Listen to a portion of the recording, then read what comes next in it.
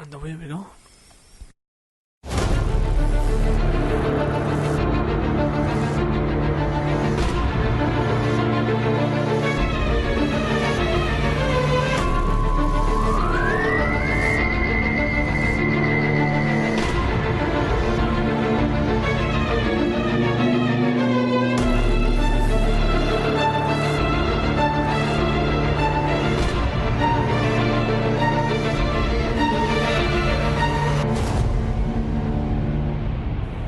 Well, a very good day to you, and you are listening to the Weirder Hings podcast with myself, Innes Smith, and me, Michael McCann. Hello, Michael McCann. Hello. We are broadcasting from the heaving and sweaty bosom of Paranormal UK Radio, and you can also find us on the Facebook page, Weirder Hings Podcast, also Twitter, Weirder Podcast, and you can email us. We do love your emails. Please contact us at Weirder Things, just to make it difficult, Weirder Things Podcast at gmail.com.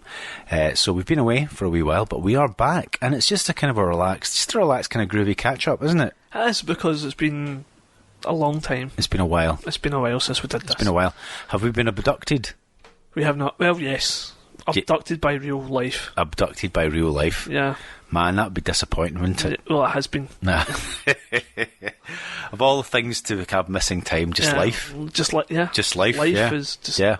And the funny thing about life is often you can end up with a sore bottom as well. Feeling nauseous, can't you? Yeah. Depending on what you're doing, of course. Yeah, of course. Yeah. My bum's fine, though. My bottom is fine. Excellent. So it's very nice to be back to all our listeners in Scotland and out with those borders within the British Isles and in Europe and the rest of the world. Hello. We have been missed. Have we? We have been. No way. Have a few. We've been getting some nice messages on Facebook and Twitter, and we got some emails as well. That's nice. Yeah. We did an episode before the holidays. Or the holiday, or the break, or whatever you want to call it, where I did an episode. Interregnum, how about that? Yeah. I did an episode without you, and people got upset. Really? Yeah. They're like, where is Innes? Bring Innes back. And I'm like, okay, Jesus. He'll be back soon. He's with Jesus, but he will be returned. Yeah. So people were really annoyed. So, yeah, we're back as a twosome. We've both been busy, haven't we? We have been. You've been very busy. I have been very busy, and you've been very busy. I've been very busy as well. Yeah. Can I quite just get it together to do this? Yeah. And we like to do it face to face. We don't like to do the Skype thing. It doesn't really work as well if you do the Skype thing. It's not the same. It's not the same. We need the chemistry. How exactly? How is the listener out there going to get high in that chemistry if there is none? Exactly. They've got to feel like they're in the room huffing it like paint thinner. Yeah. So I read the first. Not that that's recommended, just in case there are any. Don't do drugs. Don't do that. Don't do paint. Don't paint. Don't do paint. Yeah. Just stay. Or Tipex or glue or anything. None of that. No solvents. Bad for you. Yeah. Probably all. Yeah. So we got an email from Joy Keegan. Hi, Joy Keegan. Joy says she loves the podcast. That's very nice of her. Your sense of humour is great. Oh. And your accents are wonderful. Oh, that's very kind. That is very kind. I am an American. Oh, hi, Joy. Hi. But I don't have any problems understanding you. Brackets, most of the time. Hey, brackets, most of the time. It did take me a while to figure out what you were saying. Right, okay. When you were talking about someone wearing blue berets. Right. Do you remember the episode I was talking about the blue berets? Yes. Berets or berets. Yeah. So she's like, what the hell are they talking about? Like, blue berets. Somebody's wearing blueberries. Blueberries. Take care and thank you, and the thought and effort it must take to make and share your podcast. So thanks for making the podcast, basically. Yeah, I phoned up the IKEA helpline yesterday. Did you? I did.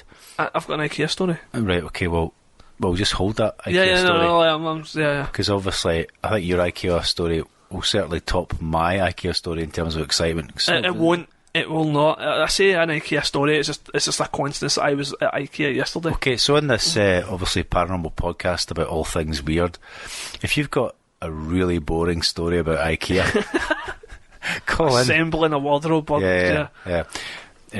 Anyway, so I called the helpline just to check something was in stock, right, in a certain branch, before making the journey to go there. Yeah. You know what I mean? So called the helpline, and it was a please state. It was one of those robo triaging machines. Right. Please state what branch you want, and it was like, you know, it's going. It's not hard or anything. I'm just trying to remember the name of the actual thing. My mind's gone blank. Is it Braehead? Braehead, that's right. I went Braehead. Right, that's it. It's not very Scottish, is it? No. Braehead. I'm sorry. And then eventually went Braehead. Yeah. Like that. Straight back at him in his robot English voice. Braehead. And they understood it first time. Yeah. And I thought, but that's a thing that's in this country. This is not for just English people in Scotland wanting to find out where the shop is. This is for Scottish people with Scottish voices, and they can be. And we're not racist. They can be of any ethnicity or anything. Yeah. Just the Scottish accent. Yeah. Braehead. I hadn't got a clue. Nah. I had a similar. I was actually in America. I was in New York. Yeah. And this was before you had like digital Well, I had a digital camera, but it was like one of the first generation digital cameras that took batteries. How many pixels did it have? Oh, I had about 6. About 6 pixels. Yeah. It was like really. It was exciting though, eh? Yeah, it was. Because you could print out those pictures all by yourself. Yeah, didn't need to take it to a chemist or a pharmacy. Yeah, and they'd never know what 6 pixel filth you were printing. Exactly. 6 pixels. Yeah. Check out those 2 in the middle. Right. So I was in New York and I needed to buy batteries for this camera, and I walked into the pharmacy and it was like a Walgreens, and I said to there's I think it was a girl. It was a girl behind the counter, and I said, "Can I get some AAA batteries, please?" And she looked at me and went, "What?" She went, "What?" And like AAA batteries. And she went, "Excuse me," I said. She got the wee Indian guy beside her. It's like, this guy doesn't speak English, like, you need to speak to this guy. And then the wee Indian guy's like, what? And I'm like, AAA batteries. And they're like, AAA bat? And I'm like, you know what, it doesn't matter, just leave it. You left the shop. I left. They couldn't understand AAA batteries. Like, wow. AAA batteries? How you AAA batteries? How are you not getting this? It's something about the vowels, but also it's the hard consonants. Yeah. And a lot of people hear that and just immediately assume you must be Russian. Yeah. Just melt. You could see their brain melting. Yeah. Yeah. So I went to IKEA. As you know, I have recently went. Is this your interesting IKEA This is story? my interesting IKEA I'm excited. story. You know, recently it's just because it's a coincidence that I was at the very IKEA last night. What are the chances? I know. You phoned them to find out if they had something. You went there. You might have been just there after us. Maybe. Yeah. Did you actually physically go to the? We physically went because you know what happened. They told us it was in stock, right? And we went and it wasn't. I'm not kidding you. Amazing. Are you in the mood to beep something now? Yeah, go for it. So IKEA. Yeah. So, you know, as recently I've been on this health kick. I go to the gym now. I go to the gym 3 times a week. I've went vegan, basically. I've given up dairy and all that kind of stuff, right? Super healthy. He's buffed, listeners. He's buff, he's glowing. Yeah, I only eat like vegetables and fruit now, basically. No milk, none of that stuff. So I went to IKEA last night. I had to buy some frames. Bought some frames. And I thought, you know what? I'm quite stressed out because for some reason on a Thursday evening, IKEA was mobbed. Really? Yeah. There was like a Chinese family and there was 21 of them. Wow. And they were just causing carnage. Like, you hear things smashing and shouting, and it was just like, and they just kind of followed me the whole way around the shop. So after I'm like, I'm really stressed out, right, and I'm like, I'm going to get a coffee. And I thought... Coffee's not good to drink when you're stressed, by the way. No, I know. It's probably the worst thing, but I was like, you know what, I've been eating nothing but fruit and vegetables for a fortnight. So you're gonna go drink coffee, strip off down to your underpants, and get wired in for some kung fu fighting in the IKEA aisles. Good. So I'm like, I'm gonna have a minute. I need a coffee, right? So I was in the queue to get a coffee, and I noticed that they do the coffee and 2 donuts for £1.60, and I thought, I'm having that. And I got a cappuccino with milk in it. So that's 2 donuts. So there's 1 donut to have sex with, and there's still 1 left over to eat. I ate both of them. I ate both of the bad boys. Okay. And a coffee. And that was me falling off the wagon last night in IKEA. Right. But what a weird place to fall off the wagon. Well, there is something, as I just said, there's something quite soul-destroying and disappointing about IKEA, even though it's like a cavern of delights where all your dreams can come true. Yeah, totally. You know what I mean? And this very domicile is bedecked with goodies from IKEA. Yeah. But there is something that I reckon that as an experiment, if you left somebody in IKEA long enough, they would just die. They would. You'd have to. You know what I mean? Yeah. They would just, their whole life. Yeah. Source would just drain away. What time did you go yesterday? We were there, I don't know, maybe about 6 o'clock, roughly. Right, okay, so I was probably there at the same time as you. You could probably smell our disappointment. Did you see the band? The band? Yeah.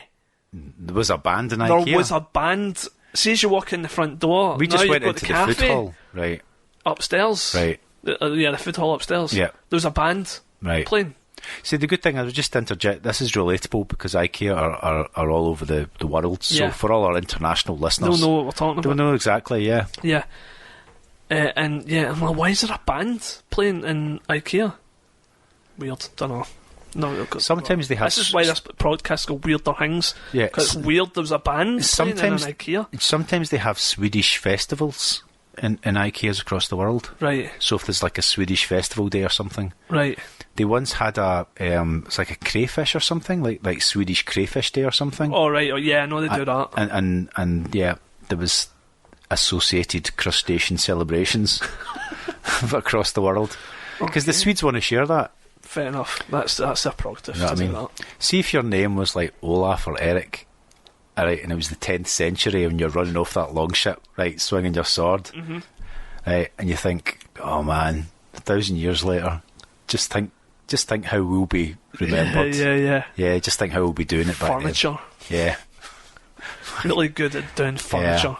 Yeah. An ABBA tribute band. Yeah. In the IKEA. See if the band had been an ABBA tribute band, that would have been better. It would have been okay. But for some reason, Thursday night, if you're Chinese, it seems to be the night you go to IKEA.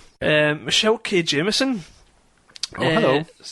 Has sent us a tweet saying that we should look into the Rennie McCree case. Are you familiar with this case?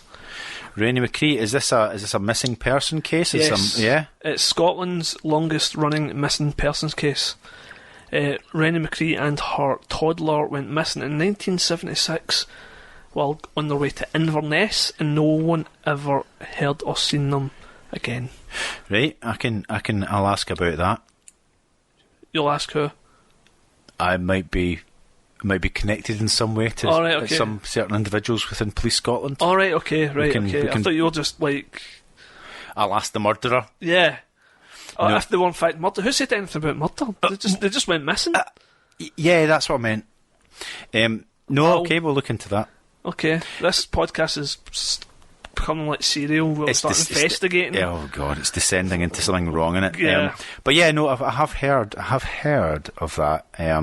So for some reason in the old brain it went missing. But yeah. Interesting. And the murder was in the podcast the whole time. Oh my God, it was me. And in 1976 I was 5. Old enough. Old enough. Yeah. Old enough. A wee shout out to Gregory Underwood, who is always leaving comments on our YouTube. Do you know what? I just like to say that Gregory Underwood has just got the best name. You could be Sounds a band. Powerful. Sounds powerful. I can see that on an album sleeve. Gregory Underwood. The Gregory Underwoods. Yeah. Oh, yeah. Maybe it is. Yeah. Gregory, let us know if you're in a band. Yeah. And if you're not, start one. Yeah. So thanks for your support and your nice comments. That's very nice, yeah. He always leaves a nice wee comment on our YouTube, so I thought we should give him a wee shout out. That's very kind. Great podcast. Try that again. Great podcast, guys, and lots of fun too. So Gregory likes the podcast. Thank you. I ran a poll a few weeks ago. You ran a poll on the Twitter, saying who believes Innes saw Nessie. 56% said yes, they believe you, and 44% says you're a liar. What? That was the options. Yeah. Who believes Innes? Yes or no? Yeah. You could unpack that question, couldn't you? I mean, you could. You could. There's ways of interpreting that question. But okay, that's fine. Do you know what? That's the thing, though. As I'm somewhat sceptical. But you said that in the podcast, I did, yeah. which is fine. So you covered your bases, though. I covered all my see my bases? Yeah. They're covered. Right, we're going to do something, right? Do you remember, like, many, many, many weeks ago, I gave you a brown envelope? Yes, you did. This brown envelope. That's right, you did. So the idea behind this, right, was something happened, right? Ooh. And remember how we were talking about how we were going to force me to go to a psychic? Yes. Yeah. Well, I didn't do that. Right. But I want to know if I went to a scientist, a psychic. Did you see that coming? Right.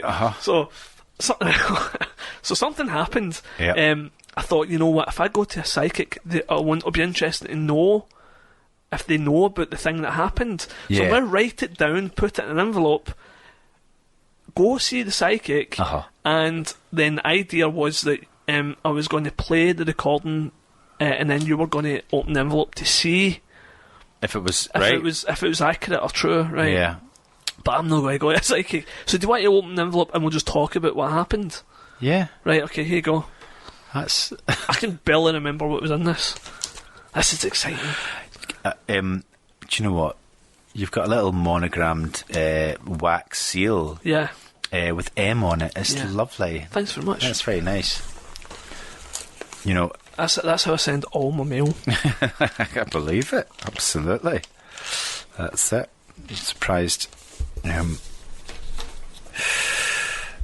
might take a while. It's been a while since we've opened a letter. I know, I really sealed it tight so we knew that there wouldn't be any skullduggery. And it's a photograph of a man wearing... No, it's not. You so double, triple... This is hilarious. This was a serious science experiment that we never quite followed through on, so...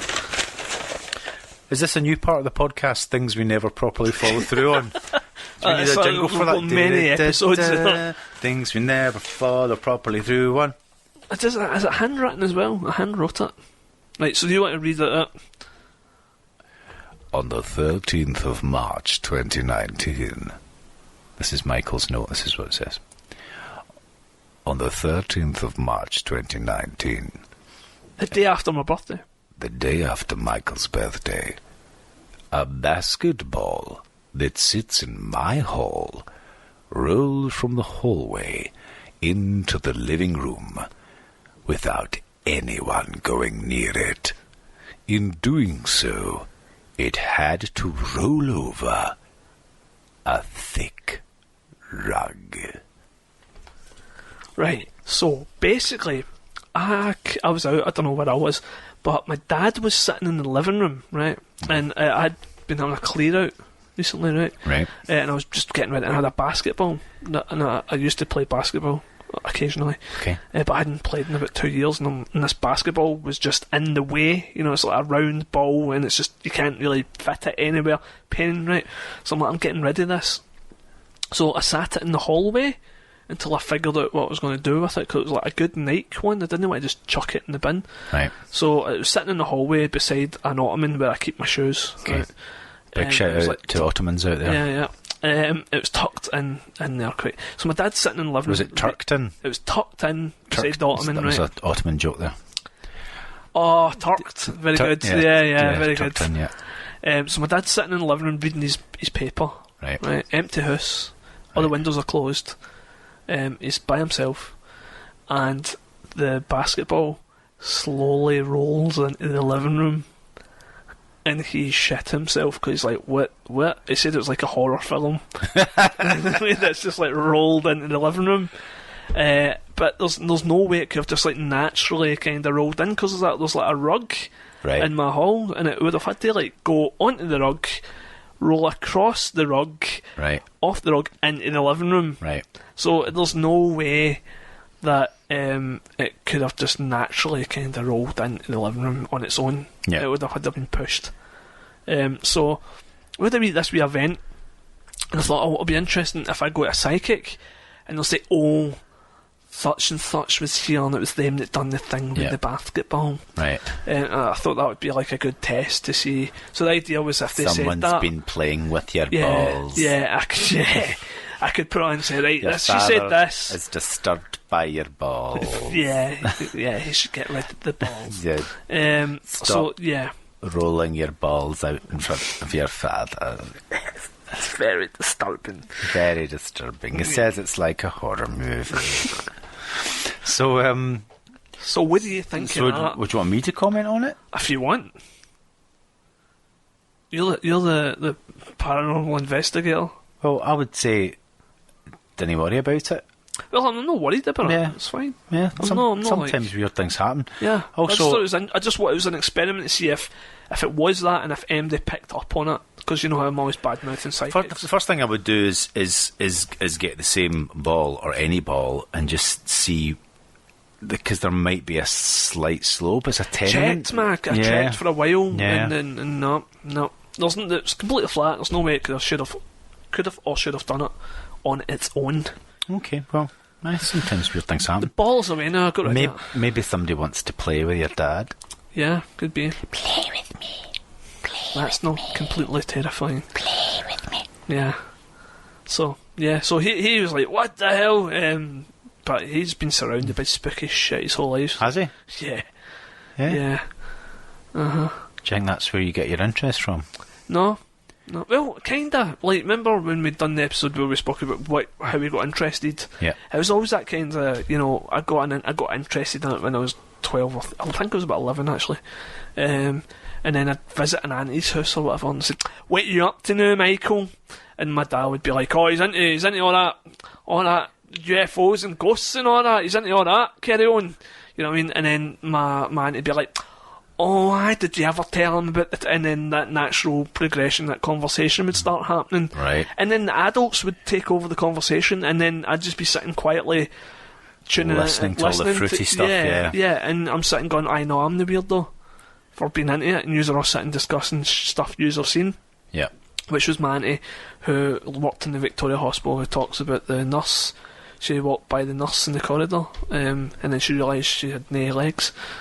Yeah, and hospitals are very spooky places. Lots of ghost stories associated with the hospitals. Yes. Many. We could do a whole episode in Glasgow's haunted hospitals. Well, maybe somebody was trying to get in touch with your dad. Yeah, I think possibly. But yeah, just looked like, the stories where, oh, I know that house was haunted, or I remember I seen something, and all that kind of stuff. Like, it doesn't sit and talk about it or anything like that, but, these stuff's happened there. Maybe you need to set up a method of communication, and maybe just to speed it up, have maybe 2 balls. Yeah. And, the entity could maybe, swing the balls. Aye. I could set up a trigger object. Yeah. Yeah. Yeah, anyway, possibility. Possibly, so there's that. Yeah. Normally we'd do some... See, I've been very busy. I didn't even have the energy to properly follow through and do a wretched double entendre. You know what I mean? Yeah. I reckon we could have done a lot more with that. Balls, a lot of ball jokes. A lot of ball jokes, but it's been a busy week, hasn't it? It has. It's been a busy week. We're going to a paranormal news segment. Really? Yeah, but we don't have any paranormal news because nothing's been happening. I would say it's a ghost town, but it's actually the opposite of a ghost town when it comes to paranormal news in Scotland, because nothing's happened. That's not strictly true. People have been getting in touch with me. And it's also been conference season, hasn't it? I was going to ask you, you've been away doing you've been away working the conference circuit. Yeah. Yeah. So I was I couldn't attend either because I was busy doing life. And I missed them, and I wanted to be there. But you can tell us a wee bit about what went down. What was going on? Well, first of all, I was Master of Ceremonies for the SPI UFO and Paranormal Conference. That happened in Glasgow University. It was basically the Queen Margaret Union in Glasgow University. And wee fact, it's the only place in Scotland that the band Nirvana ever played a gig. Wow. They banned them? No, they played a gig there. Yeah, I remember. Yeah, okay. Yeah. Sorry. Yeah. Alright, okay. Yeah, good. Just wanted to drop that in. Yeah. It's because people are like, what was he talking about? But I was like, no, that's a venue that Nirvana played. I think my pal was on the Ents convener, and he booked them. Brilliant. Yeah, I think it was him. Big shout out to DJ TJ. Okay, so it was good fun, well attended, and boo! This is my run on top of the pots. Oh, right, okay. But in no order actually. But you could do it the order that people spoke. Well, I'm going to do the order. You can't remember. I'm going to do the order I remember it, and how about that? So Billy Buchanan. So he's a local councillor of Bonnybridge, which is Scotland's in the middle of Scotland's UFO triangle. Yep. The UFO triangle. Yep. So there's quite a few sightings in that part of the world. Also in the middle of Scotland. In the middle of Scotland, it's near Grangemouth, big oil refinery, so which is stinky and has lots of lights. So if I was flying about in a spaceship, I'd be like, "Ooh, what's that?"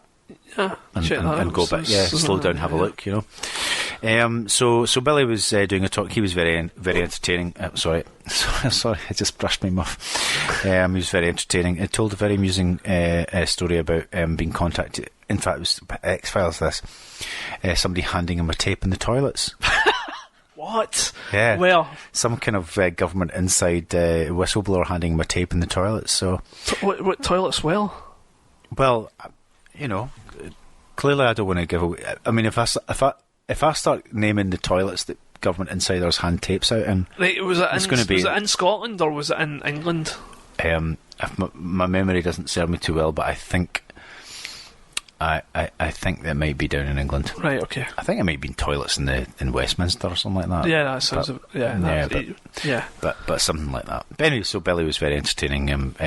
And it was basically stories of when his constituents where he lived started to see all these things, and they were like, "Oh, what's going on?" And then Billy sort of took on behalf to speak for his constituents and basically ask people higher up the sort of offices of government what's going on. Yeah. Why can't you investigate it? To either tell us what this is, and if you don't know what it is, then can you investigate it, please? Mm-hmm. But he seems to be fairly convinced that there's that the authorities know more, but are not telling. Yeah. Which I'm personally rather sceptical of. Really? Well, you know, just pick any government agency, any. Yeah. Yeah, they don't. Yeah, they don't know what the left hand and the right hand's doing. Do you think there's completely incompetent? Do you think there's a secret elite? I think once upon a time, maybe, right, possibly, but I think nowadays they're so incompetent that they would get caught instantly. I mean, somebody would lose a briefcase or a laptop somewhere, and the whole thing would be gubbed. Yeah, I mean, I might not. I maybe wouldn't go so far. That was, you know, it's a few civil servants listening to this punching the wall right now going, yeah, you Michael McCann, you don't know what it's like being a civil servant. I know some civil servants, and I know what that's like. Right. But yeah, but I just think the government. I'm talking only about management, by the way. I'm just thinking the government are probably just as confused. They might know more, but they still don't know what it is. You know what I mean? Yeah. I think they're just as confused and what as the rest of us. That's my opinion. Government, I mean, I think military maybe probably as well, but I think my attitude would be anytime a politician sticks their nose into something, you're like, just go away. You're just complicating the issue. Go away. But that's you talking to Billy Buchanan there. Are you saying that Billy shouldn't stick his nose into things? Well, no, because he's actually chasing the thing. All right. You know what I mean? So what's he wasn't doing it to build his own profile. Define sticking nose in then.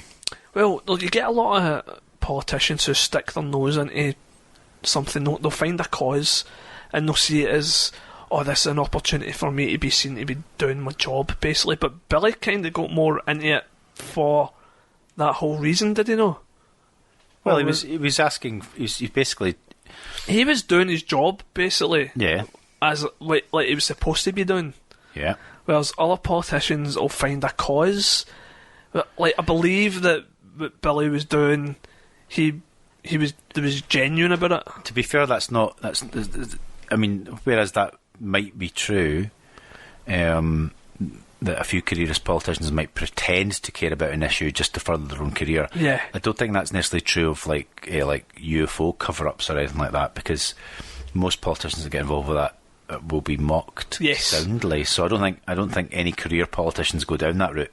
I think it's a mark of sort of a measure of the man's character that he's taken on board the concerns of his community, even though it has undoubtedly harmed or affected his public image. So a big shout out to Billy Buchanan. Yeah. Okay. There you go. But anyway, so that was Billy. He was very good. Everyone was very good. I'm going to start off saying everyone was very good. Alison talked about Marian apparitions. A particular favourite of mine is obviously the apparitions in 1917 in Fatima in Portugal. So Alison talked a wee bit about that, and that's fascinating because how close that is actually to if nobody told you that this was a Marian sighting, like I mean Marian as in Mary, Mother of Jesus, right? That's what, just in case people don't know, and if you didn't know that you were listening to accounts of a Marian vision or that sort of experience, you would totally file it in the ufology filing cabinet. Yeah, so that's quite interesting. In fact, a couple of Portuguese ufologists wrote a really good book about it, and it just really goes back to the source witness accounts. And it's really interesting. So Alison talked about that. Also, Dennis Doyle, he talked about the Mothman. So this is going back to Point Pleasant in was it West Virginia, and it's a really fascinating case. Obviously, I know about the sort of the Mothman through John A. Keel's books, the Mothman Prophecies, made into a marginally satisfactory film with starring Richard Gere. Yeah. I mean, obviously, good cast. Richard Gere. Yeah. Yeah. But it's just, he was still doing his thing then. He's not as prominent now. I don't think he's still. I think he's still a bit, but he's not like A-list. Doing big films. But when he did the Mothman Prophecies, he was still like Richard Gere, Pretty Woman. That's it. The Mothman Prophecies is really just a sequel to Pretty Woman. Yeah. Just without Julia Roberts and with a large. Turned into a big moth. Large moth. Yeah. If Julia Roberts played the part of the Mothman, that would have been I would have actually really enjoyed that film. Ashton Kutcher, is that right? I was saying there's a weird sequel. Is there? I think he might have been in the sequel. Oh, well, I don't know about that. Hold on, I'm going to look this up. Continue. Okay. I'm sure there was a Mothman Prophecies too. Okay, so Michael just Googles and doesn't listen to a word I say. I'm listening. I'll tell you, do you know what? I'm just going to put it out here that as a subject that personally floated my boat and I was quite interested in, it was Adam Ardrey who was talking about Merlin, and I was aware. How about this, folks? Is the whole myth of King Arthur is? You're kind of into this, yeah. I am quite into this, but the whole myth of that is obviously sort of King of the Britons, fought against the Angles, and much of the geography nowadays associated with the mythology or the myths and legends are down in the southwest of England or Wales, and that's very much the common popularly accepted opinion. However, and I was aware that there was an alternative idea that actually the whole King Arthur and Merlin myth is actually Scottish, and it's not just because the ancient kingdom of Britain actually crossed the modern borders of Scotland and England, and that's why when England wanted to join in a political union with Scotland, it said, well, let's just rename it Britain, because that was a political entity that used to cross both our modern borders, so we'll just become like Britain again. Right. But the thing is, the ancient capital of Britain used to be Dumbarton. Yes. Right. And when the Angles were very much overtook and shafted the Britons in the south of the country, is basically the kingdom of Strathclyde became basically the last sort of stronghold of the independent Britons, kind of thing, and then the Britons were then pushed west and became known as the Welsh, which is partly an English word for foreigner. Welas is an English word for foreigner. I love how you put the wee bit of Welsh accent on as well, yeah. Or an English. That was meant to be an English, yeah. An English accent. But anyway, but Adam did this really. He basically went back all to the historical sources. So written. So he really knew his stuff. He really knew his stuff, and basically, like I'll lay the gauntlet down. Arthur was Scottish. Merlin not only was Scottish, but actually lived in Partick. Right. Okay. Right. And aye. Is there evidence to this, or are you just...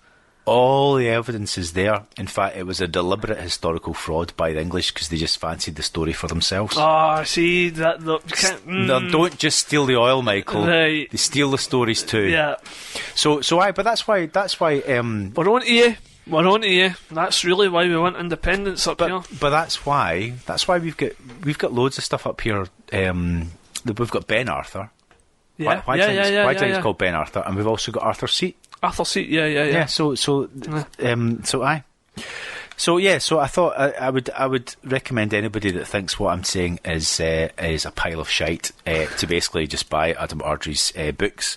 And you can get it. You can wrap it right around you. You can get it right up you. What do you know the title of his books or? He's got a couple of books. One about Arthur, one about Merlin. So he was talking about Merlin. Right. But yeah, here's about an interesting fact: is because basically the legend of Arthur was kind of popularised by Thomas Malory, who was writing in Norman French. Right. And the thing is in the ancient. Like chronicles, basically the written history and the oral history. Merlin was always known as Murden. Not Merlin. I've heard this. Not I've Merlin. not heard this, but I've heard of that. What's Murden. That? Yeah. Murden. And Murden was actually Murden just meant madman. Right. But when the Norman French writer Thomas Malory was writing the legend, right? Yeah. When I say writing it, basing it on the written accounts, is he didn't take the name directly, right? And the reason for that is because if you're writing in French, what is merde in French? Shit. Yeah. So they wasn't going to call like King Arthur's wizard. Yeah. Shit. Yeah, shitty. Shit wizard. Shit man. Yeah. Shit man or shitty, right. So he basically just got rid of the D and put an L sound in there. Merlin instead of Merlin. Right, okay. So yeah, fascinating. Anyway, so big up to Adam Ardrey and King Arthur. But the thing as well though is Arthur was never a king, he was a prince. Ah. His father was a king of Alba, king of the Scots. Yes. But he was a royal prince, and he was Arthur Macedon. Right. And his father was the king of the Scots, and basically fought against the Angles to keep them out of Scotland. Right. So he did, in many ways, push the Angles back.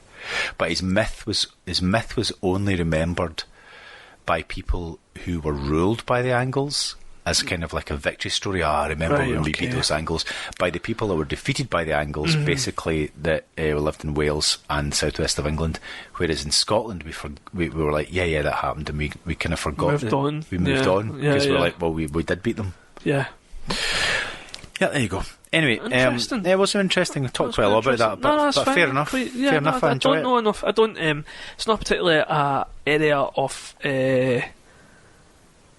sting that I. But that's why White Inch is called White Inch, is because right in the middle of the Clyde there used to be an island, Inch, and it was called White Inch because it was the island of the Druids in the middle of the Clyde. But they dredged it out. No, they dredged it out for the shipbuilding. Yeah.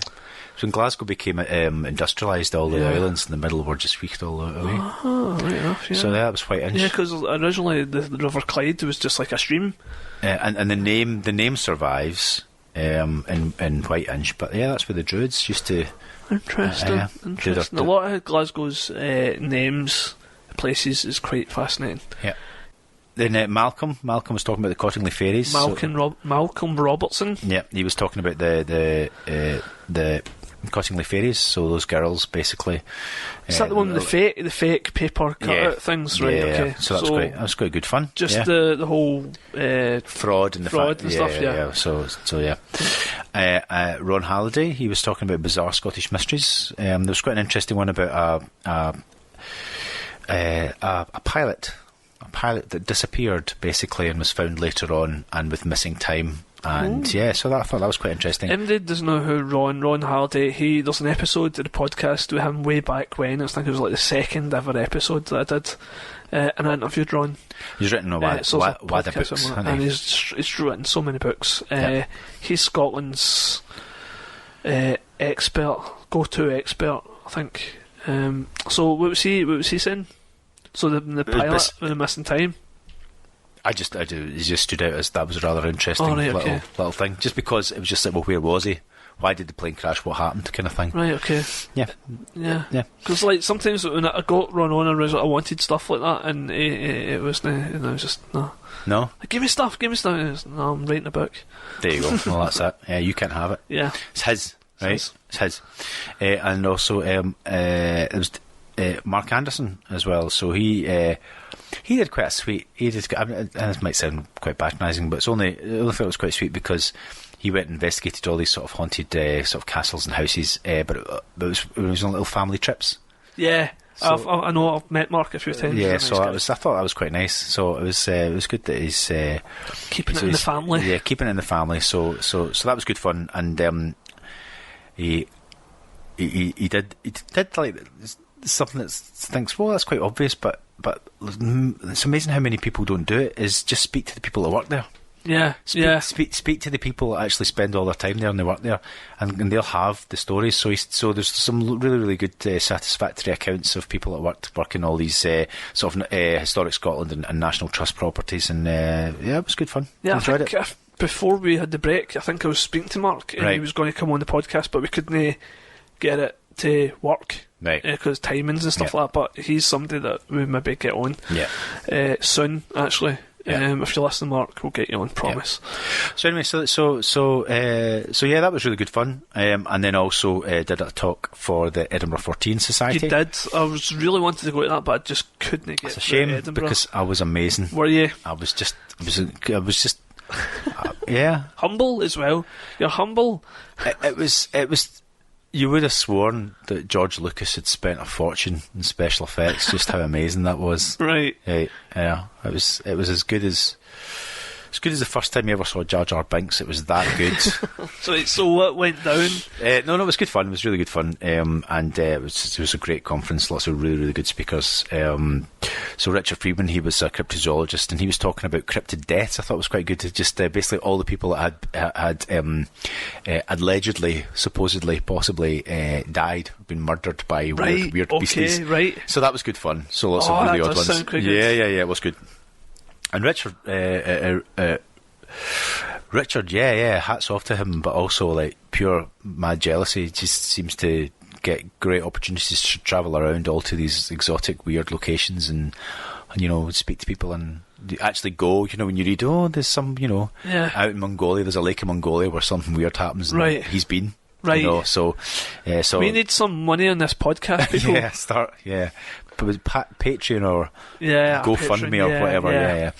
So that was a lot of fun, and Jan Bondesson, he was is delightful Swedish eccentric with like the most, so deadpan. His deadpan was mummified. It was a dry mummified husk of deadpan delivery. Nice. But hilarious. Yeah, really, really funny. And he was talking about talking animals in Germany. Okay. Yeah, but hilarious. Who knew it was such a big thing? Really? Yeah, but it was, absolutely. Tell us a wee bit about that if you can remember anything. Yeah, it was just it was basically sort of from sort of before the First World War, through the First World War, and right up until the time of the Nazis, they were all about this idea that they were super intelligent sort of dogs, typically dogs and horses, and people developed these methods of communicating with them, by either pointing or barking at a method of the alphabet, and right, okay. And I think the Nazis even they took lots of kind of weird, they called it borderline science or something like that, but basically they were right up for a bit of weird stuff. Yeah. And Hitler was very much down with the idea of... I loved it. Yeah. Of course, obviously, the smartest ones would be like German Shepherds, clearly. Obviously. Yeah. With big blue eyes, blood hair. That's it, yeah. So the German dogs would be the master dogs. So it was really entertaining. Bizarre, but I really weirdly wish true. I'd been able to get through that. Yeah. Alison Ritter, she talked about this really odd kind of sort of Scottish beastie. Sounds remarkably like a haggis, but up in Banffshire, there's basically this kind of weird kind of, what's it called? It's something like a something pig or something, like a graveyard pig or something. Right. But a weird kind of pseudo-stoat that lives in graveyards. Pseudo-stoat. Yeah, in Banffshire. Yeah. So that was very interesting. It was good fun. What's it known for? It's just hanging about. It just digs up undiscovered. You just like species of stoat. Yeah, that feasts on the corpses or something like that. It's weird. Okay. Yeah, and sometimes vampire stoats. Some weird stuff, But good, it's nice to have some indigenous, just randomly weird Scottish cryptozoology. Yeah, we need to get in on this. Yeah. Well, good luck. You're going to wait a long time till you see one of those. Yeah. This was the Skeptic Society, I believe. Yeah. But who did this? Yeah. This was the Edinburgh 14. Oh, the 14. Yeah. Sorry. No, they're very. What did Skeptic come with? Yeah, 14. Yeah. So and then I had a couple of profs. We had Professor Caroline Watt of the Kessler Parapsychology Unit, and she did a great talk. Just about all her research and basically the state of play of parapsychology, where it is, and where is it, Innes? Where is it's doing well. Do you know what? It's basically parapsychology through its own enforced examination of research methodology and how reliable its own evidence is. It's kind of actually accidentally been a total trailblazer for championing proper research methodology across all of the social sciences, because basically everyone went, you're just at it, and then basically parapsychology is when you actually lift the lid off. When you start to peel back the curtain, parapsychology has just went, well, actually, you know what, everybody's at it. No, everybody's at it, and everyone talks about the replication problem within parapsychology. But actually, there's all just science. Yeah, especially the social sciences. Yeah, totally. So that was really interesting. I mean, it was just one of those things. It was a wee bit of a shame that Carolyn had some problems with her PowerPoint presentation. There was some technical hitches. Right. I had just a couple of slides that didn't work, but But so she had a tough time, but it meant that she just spoke off the cuff, and it was much more. And I thought that was actually it was really good. Basically, I really enjoyed it. So it was much more kind of like a conversation, and she was. So yeah, that was good. So parapsychology, I'm on the parapsychologists. What was your talk? I'm sorry. You just go ahead. Right, okay. Just let me get to the end of my list. Right, okay. Just let me get. And then there's Professor Richard Wiseman. So, Richard Wiseman, a very very popular public figure. He is indeed the Professor of the Public Understanding of Psychology. Yeah, I've got one of his books. Yeah, I've got quite a few of his books. So he's a very good writer. Paranormality? Paranormality, that's the one I've got. Yeah. I did read that for my dissertation. Wow. Good. And but he did a really good talk. And the reason I'm looking above is because he gave everyone a little picture. He actually see that photograph. This? Yes. Is in fact, you'll like this, being a photographer. Is actually a print from an original glass slide. Ooh. Of because that's Houdini. Well, and you take it down and have an examination. But the reason why it's so special is that Houdini made a film, and much of it was actually filmed in Edinburgh. And as part of the publicity sort of machine, there were some still photographs taken, and the actual original slides were actually auctioned off, and Professor Wiseman bought one of them. Right. And then that's him. He made just a limited edition of just 50 prints, right, and he gave them all to everyone that came. That's awesome, isn't it? I thought that was so sweet. That was really, really kind of him. And so this is a limited edition. This is a limited edition of Houdini in Edinburgh at the Waverley Station. At the Waverley Station. That's awesome. I really wish I went there. Yeah, there you go. You can't have it. So yeah, that was really nice. But yeah, Richard was talking about sort of the latest book that he'd written, which was a lot because of the anniversary of the moon landing. A lot of people have been writing about the technical challenges, but he actually wrote about it from the psychological point of view, right? The psychological challenges. So that in itself is a really interesting angle. So that book is basically that's I during that period. Well, it was anniversary. I had a few discussions myself with folk on the moon landings. I'm a believer that they did it. They went there. That's did the just thing. So controversial these days. I know, but I can't remember. You believe they did it? Or? Yes. Yeah. But it was like, well, of course they did it because we celebrate it as a big step in human history. If they just faked it, then they probably would have quietly tried to forget about it. But no, no, I remember we did that thing. It was good, wasn't it? And then that's it. But now they're really celebrating. They're like, no, this is a thing that happened. We did this, and look at it. Yeah, no, but I 100% believe that the moon landings were real. It really annoys me that people don't believe it. Other countries have been up and have looked at the landing site and can see where people were tooling about on their little buggies. There's no atmosphere. And also we went up and we left a mirror. Mm-hmm. And you can still fire a laser off that mirror to this very day. Yeah. So besides, do you know what? I am a bit of a moon conspiracy theorist because I like the story that we did go there, but it's what we found when we went there. Oh yeah. So the whole thing that basically that UFOs were following. Yeah. And then they said, Neil, don't go out. There's UFO aliens out there. And Neil went, oh, I'm going. I don't care. It was a great book. I didn't come all the way here just to sit in my little thing. I'm going out to see them. Hello there. Yeah. It was a great book. It talks about that. For Neil Armstrong's point of view and Buzz Aldrin's point of view, that they were there and this thing was watching them the whole time. They were there and stuff. Exactly. And there's some entertaining and interesting whistleblowers that say that there was even there was a first mission to actually orbit around the moon because they had a look at the moon before they actually went there. Yeah. And they went around the dark side. So it was the first time they went to the dark. They went to the dark side, and they apparently saw all these lights and stuff things like that. And And this little junior engineer or computer scientist was just like, oh well, can't wait for the headlines next day, and it was never talked about ever again. Yeah, so the dark side of those like cities and stuff. That's right. But then again, the Chinese have had a look and there's nothing. So yeah. I think Fantasy Island.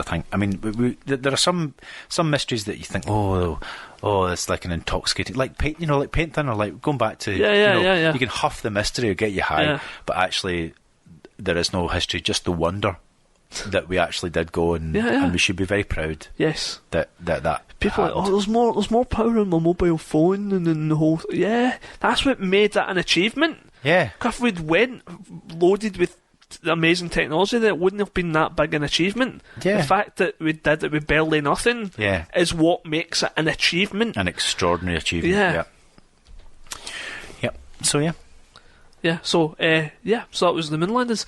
What other speakers? From the top of my head, I don't think there were any more other speakers at really? The Edinburgh 14 conference. Was there not? Really? You want me to talk about me? Yeah. There we go. I did a talk called Paranormal Investigating What's the 14 Point. Yes, good title. And so it seemed to go down quite well. And what was that about? It was about the challenges facing paranormal investigators and whether it's worthwhile and whether or not you can make a difference, or what is the point. Basically, what's the point of paranormal investigating? And what was your conclusion to that? Well, it's just like, know your limitations, try and do as best as you can, and just people don't panic, basically. Yeah. Have a stab at the old scientific method if you can do it. Yeah. That's it, really. Good stuff. And that's my message to everyone out there. See if you are at home and, let's just say randomly, a basketball starts to roll towards you. Don't be upset. You pick up that ball and you bounce that ball. And whenever you're upset or sad, always remember, it's your ball. That was beautiful. Yeah.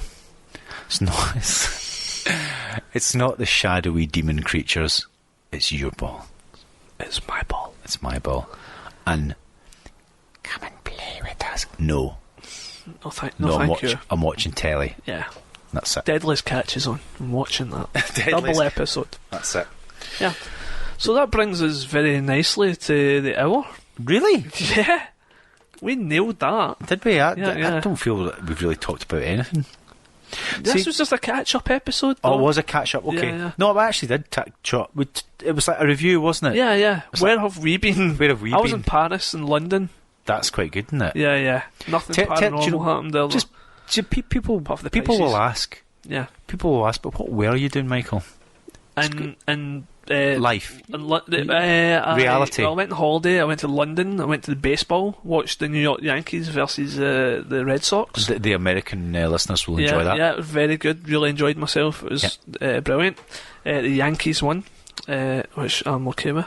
Then I went over to Paris for a few days with my friend, and we hung out, went to some museums.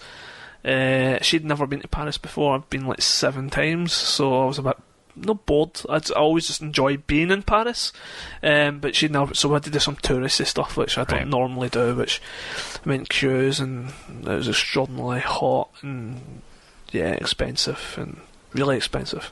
Paris is. If you want to go, if you've not been to Paris and you want to go, save up for a little bit more, because it is really expensive. Okay. Wow. So some travel tips for Paris. Beautiful, worth it. One of the most beautiful, amazing cities in the world.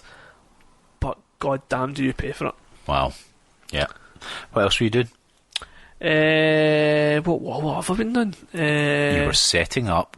I was setting up a gallery, a photography gallery. Yeah. My own photography. That's all I'm asking. Yeah. Just because people think, what are these? Who are these people? Yeah. I'm a curator of photography now. Yeah. I have my own gallery that I'm in the process of starting, which is fun. It's just good. It's exciting. What have you been doing? And I've been to visit Michael in his gallery, and it was excellent. Thanks. Yeah, very good. Very fine work. Wait to see the new one. Yeah, wow. Yeah, it's going to be good. Yeah, it's going to be good. Well, I've just been busy with work. Been doing lots of writing. Working on another family family entertainment comedy type podcast for BBC Sounds. So I've been working doing that, and family stuff as well. Yeah. My mum's not been well, so I've been, so yeah, but she's back to her usual cheery disposition. That's good. Yeah. And if you're Scottish, that's an in-joke. Yeah. Knowing that the reverse is true. That's it. Yeah. Yeah. So, good to be back. It's great. It's great to be back. Yeah. And this beautiful, if you just describe it for if you don't know, so this is autumn in... is it? No, August, that's what I meant to say. All right, okay. This is August in Glasgow, and it's scorching outside, isn't it? It's absolutely, the sun is... I'm taps off. Yeah, it's baking out there, absolutely dreadful, yeah. It's a scorching, what's the temperature? It's a scorching 16 degrees outside. 16 degrees. Yeah. Torrential rain. And yes. Yeah. So it's your typical Scottish summer's day. That's it. Well, thanks very much for tuning in. It's lovely to be back. It's lovely. It's good fun, isn't it? Yeah. I've been enjoying it. So, come back next time. We'll talk about something else. But do you know what? Write in. I enjoy the letters. Yeah, enjoy the send emails. us emails and stuff. I really like communicating or interacting with. But we've got people listening. But we have got some homework here because we've got Renee McCree. Is that right? Yeah. Renee McCree. Yeah, because like you say, there's people you know people who listen to this. I know people who listen to this, and I'm like, is there? So obviously there is people listening to this. So we know you're there. So touch us. Do with your words. With your words. Yeah. Not with your hands. Yeah. Right, so we'll see you next week. Yep. And if anybody wants to roll some balls across Michael, he's keep up that for to yourself. Yeah, keep that to yourself. Yeah. Just a little secret. Yeah. Right. See you later. Bye. Goodbye.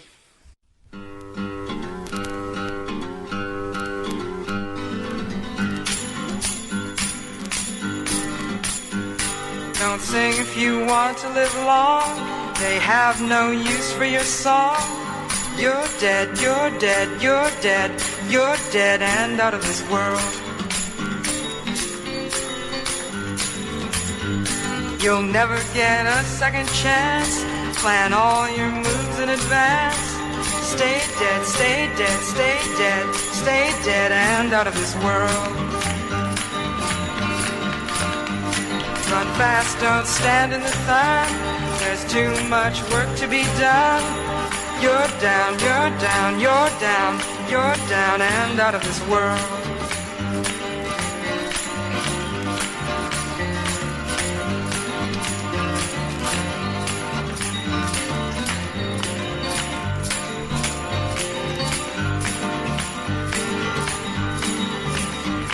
Don't ever talk with your eyes. Be sure that you compromise.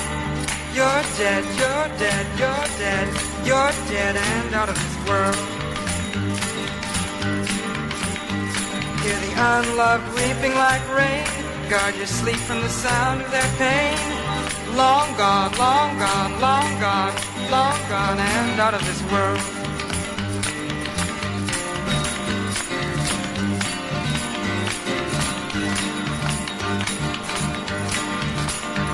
When you smile and it tears your face, it's time for the inhuman race.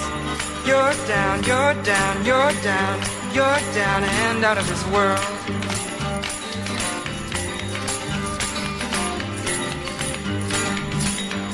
Now your hope and compassion is gone. You've sold out your dream to the world. Stay dead, stay dead, stay dead. You're dead and out of this world.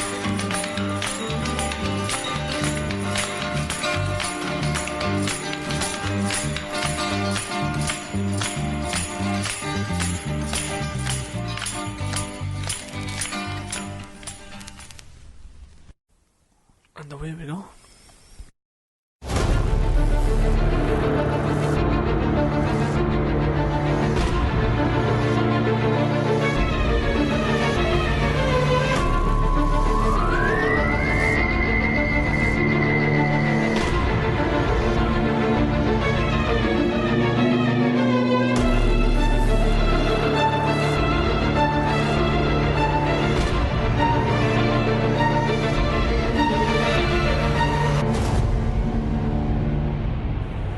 Well, a very good day to you, and you are listening to the Weirder Hings podcast with myself, Innes Smith, and me, Michael McCann. Hello, Michael McCann. Hello.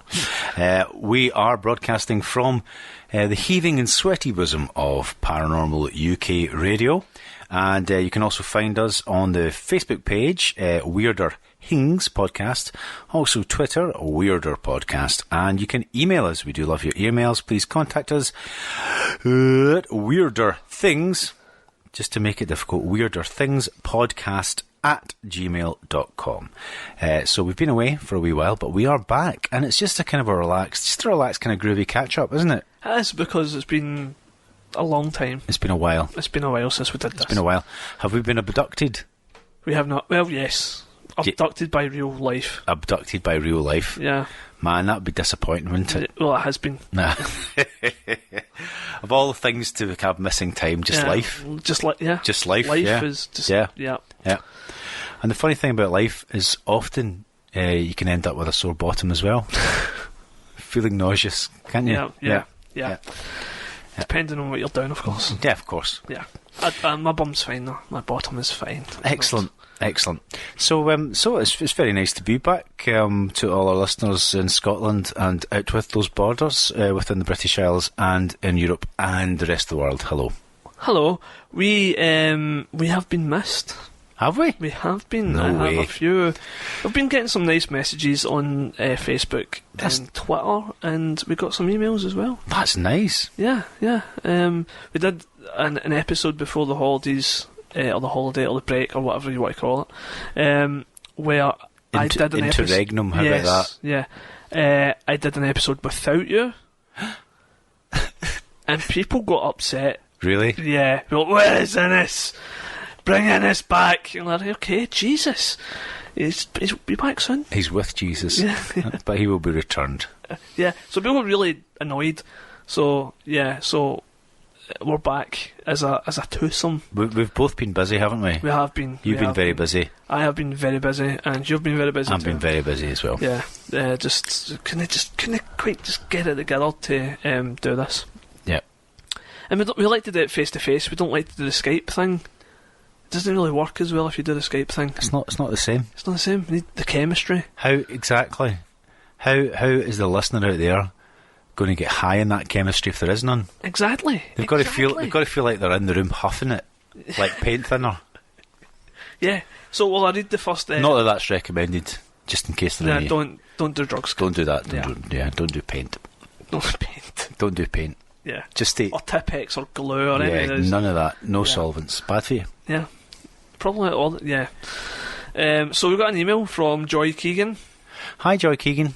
Joy says she loves the podcast. That's very nice of her. Your sense of humour is great. Oh. And your accents are wonderful. Oh, that's very kind. That is very kind. I am an American. Oh, hi, Joy. Hi. But I don't have any problems understanding you. Brackets, most of the time. Hey, brackets, most of the time. It did take me a while to figure out what you were saying.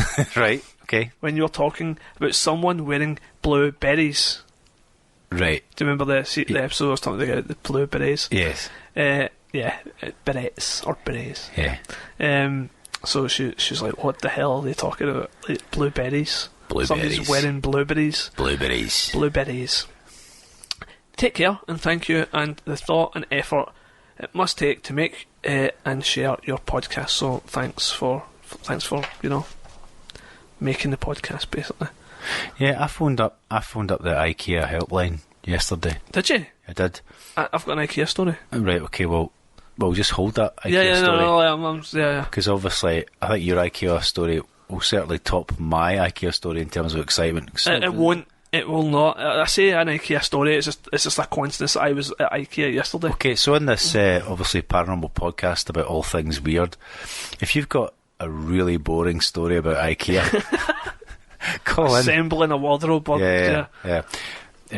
Anyway, so I called the helpline just to check something was in stock, right, in a certain branch, before making the journey to go there. Yeah. You know what I mean?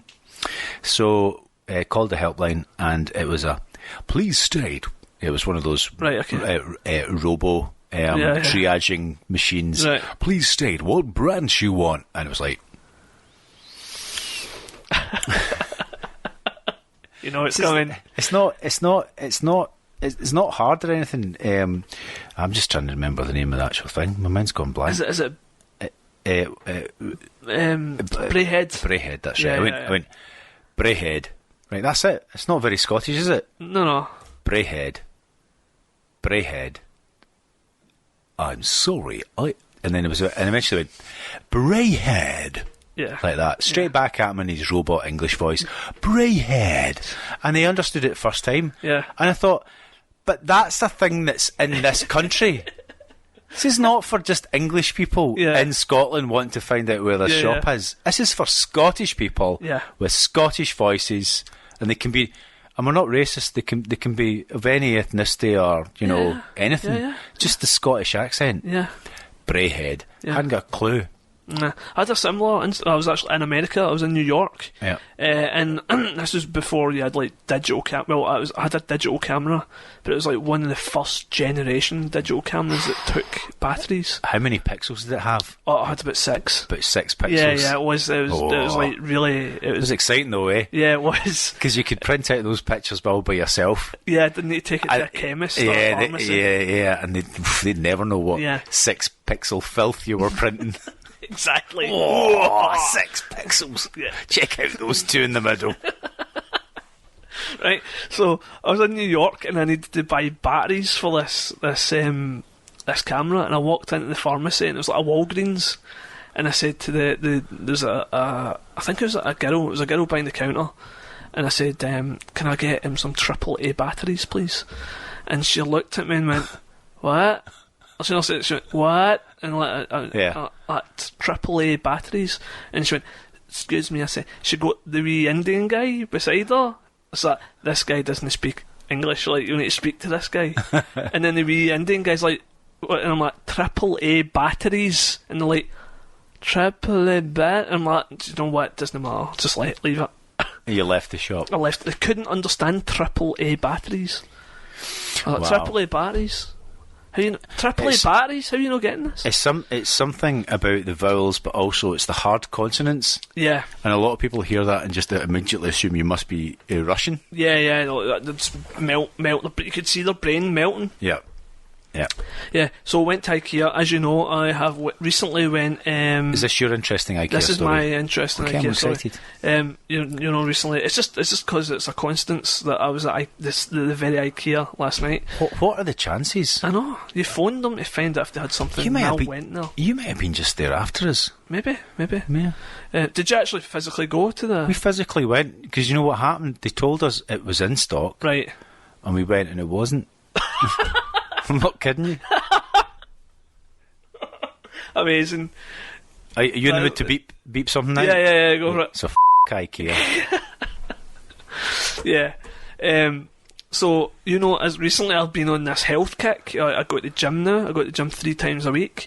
I've went vegan, basically. I've given up dairy and all that kind of stuff, right? Super healthy. He's buffed, listeners. He's buff, he's glowing. Yeah, I only eat like vegetables and fruit now, basically. No milk, none of that stuff. So I went to IKEA last night. I had to buy some frames. Bought some frames. And I thought, you know what? I'm quite stressed out because for some reason on a Thursday evening, IKEA was mobbed. Really? Yeah. There was like a Chinese family and there was 21 of them.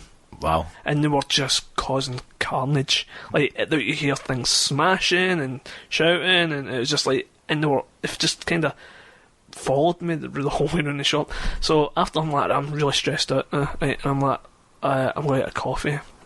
And I thought... Coffee's not good to drink when you're stressed, by the way. No, I know. It's probably the worst thing, but I was like, you know what, I've been eating nothing but fruit and vegetables for a fortnight. So you're going to go... Drink coffee, strip off down to your underpants and get wired in for some kung fu fighting in the IKEA aisles. Good. So I'm like, I'm going to admit, I need a coffee, right? So I was in the queue to get a coffee, and I noticed that they do the coffee and 2 donuts for £1.60, and I thought, I'm having that. And I got a cappuccino with milk in it. So that's 2 donuts. So there's 1 donut to have sex with. And there's still one left over to eat. I ate both of them. I ate both of the bad boys. Okay. And a coffee. And that was me falling off the wagon last night in IKEA. Right. But what a weird place to fall off the wagon. Well, there is something, as I just said, there's something quite soul-destroying and disappointing about IKEA, even though it's like a cavern of delights where all your dreams can come true. Yeah, totally. You know what I mean? And this very domicile is bedecked with goodies from IKEA. Yeah. But there is something that I reckon that in an experiment, if you left somebody in IKEA long enough, they would just die. They would. You'd have to. You know what I mean? Yeah. They would just, their whole life. Yeah. Source would just drain away. What time did you go yesterday? We were there, I don't know, maybe about 6 o'clock, roughly. Right, okay, so I was probably there at the same time as you. You could probably smell our disappointment. Did you see the band? The band? Yeah. There was a band in IKEA? There was a band. See, as you walk in the front door, we just went into the the food hall. Right. Upstairs. Right. The food hall upstairs. Yeah. There was a band playing. See, the good thing, I would just interject, this is relatable because IKEA are all over the world, so for all our international listeners... They'll know what we're talking about. They'll know exactly, yeah. Yeah. I'm like, why is there a band playing in IKEA? Weird, don't know. No, sometimes they have... This is why this podcast called Weirder Hings. Yeah. Because it's weird there's a band playing in IKEA. Sometimes they have Swedish festivals in IKEAs across the world. Right. So if there's like a Swedish festival day or something... Right.